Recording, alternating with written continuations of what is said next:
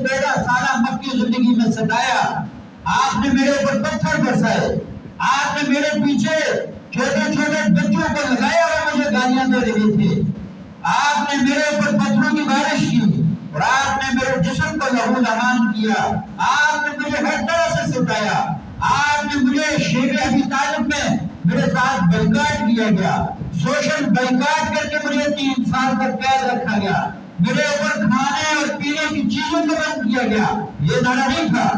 بلکہ جب آپ مکہ کے اندر داخل ہو رہے تھے تو اس وقت یہی نعرہ تھا کہ آج جو ابو سفیان کے گھر میں داخل ہو گیا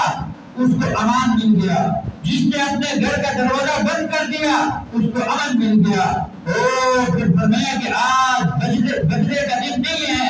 آج معافی کا اعلان کرتے ہیں کہ جنہوں نے مجھے ستایا، جنہوں نے مجھے گالیاں دی اور جنہوں نے میرے ساتھ سوشل بائیکاٹ کیے، آج سب کے لیے معافی کا اعلان کرتا ہوں۔ اور پھر یہ انقلاب برپا کیا، ایسا عجیب انقلاب، ایسا عجیب انقلاب برپا ہوتا ہے۔ ابو بکر صدیق اکبر بنتے ہیں،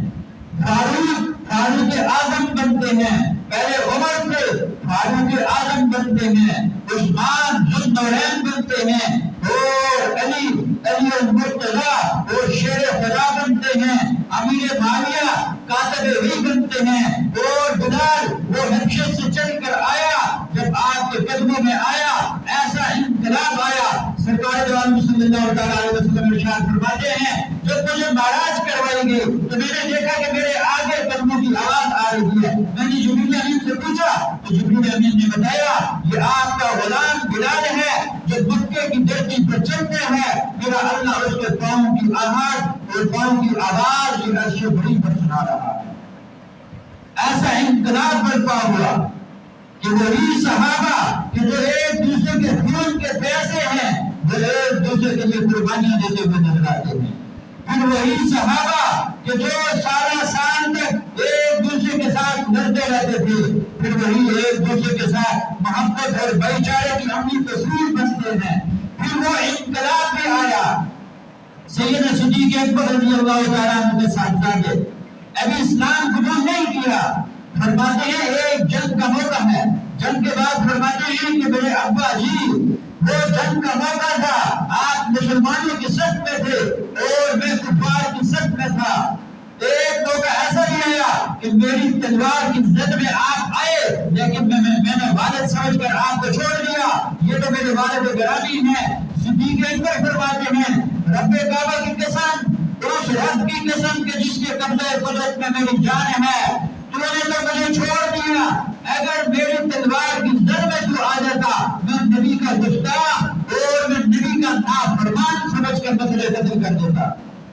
یہ انقلاب آپ نے برپا کیا کہ جب نبی کی اطاعت اور فرمانبرداری کی بات آئی تو اس وقت بیٹوں کی پرواہ نہیں کی، پھر اپنے رشتہ داروں کی پرواہ نہیں کی، اور پھر اپنے قریبیوں کی اور اپنی برادریوں اور کنبے کی پرواہ نہیں کی، پھر نبی کی اطاعت وما آتاکم الرسول فخذوہ وما نہاکم عنہ فانتہوا۔ پھر وہی صحابہ جب نبی نے فرمایا رک جاؤ، صحابہ رک گئے، نبی نے اعلان کیا آج چلنا ہے، تو پھر یہ نہیں دیکھتے کہ آگے دشمنوں کی تعداد تو بہت زیادہ ہے، ہم تو بہت تھوڑے ہیں، دشمن کثرت سے ہیں، یہ نہیں دیکھا۔ بدر آیا وہاں پر ٹوٹ گئے، دشمنوں کی تعداد بہت زیادہ، مسلمان تھوڑے، احد آیا پھر وہاں پر ٹوٹ گئے، خندق آیا، حنین آیا، تبوک آیا، یرموک آیا، پھر صحابہ نے یہ نہیں دیکھا کہ وہاں تو کفار کی تعداد بہت زیادہ ہے، وہاں نبی نے کہہ دیا کہ چلنا ہے تو صحابہ چل پڑے،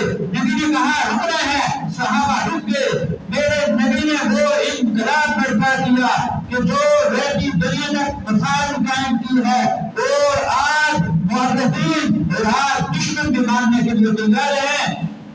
کہ مسلمانوں کے جو آخری نبی ہیں حضرت محمد مصطفیٰ صلی اللہ علیہ وسلم، انہوں نے وہ انقلاب برپا کیا ہے کہ جس کی مثال رہتی دنیا تک کوئی اور مثال نہیں ملتی، اور وہ انقلاب مسلمانوں کے دلوں کو تبدیل کیا گیا، پھر مسلمانوں کو بھائی بھائی بنایا گیا، مسلمانوں کا بھائی چارہ قائم کیا گیا، اور جو آپس کے اختلافات اور آپس کی ناچاکیاں اور آپس کی دوریاں ان کو ختم کیا گیا، پھر آپس میں محبت اور بھائی چارہ قائم کیا گیا۔ اور وہی صحابہ کہ جو نبوت، جب نبی کو نبوت ملتی ہے اس کے بعد جب آپ کے قدموں میں آتے ہیں، وہی صحابہ کہ جو آپ کے قدموں میں آنے کے بعد یہ ارشاد فرماتے ہیں کہ ہمیں تو بکریاں چرانا نہیں آتی تھی، ہمیں تو اپنے والدین ہمیں مانتے تھے کہ آپ کو تو بکریاں چرانا نہیں آتی، لیکن میرے اللہ کا کرنا ایسا ہوا جب نبی کے قدموں میں آئے تو میرے اللہ نے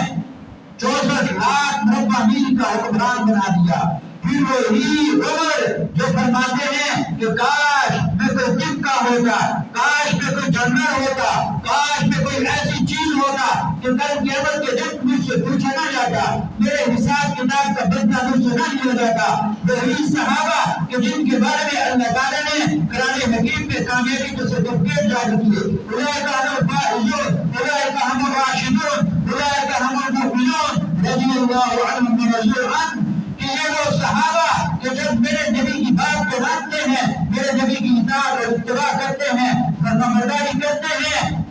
تو اللہ تعالیٰ نے یہ انعام دیا ہے۔ جو تم دنیا کے اندر کامیاب ہو گئے، دنیا میں تم سے راضی ہو گیا اور تم مجھ سے راضی ہو گئے۔ تو میرے بھائیو، یہ ربیع الاول کا مہینہ آتے ہیں، یہ ہمیں اس بات کا پیغام دیتے ہیں کہ نبی کی محبت تو اپنی جگہ، وہ تو ہر مسلمان کے دل میں ہے،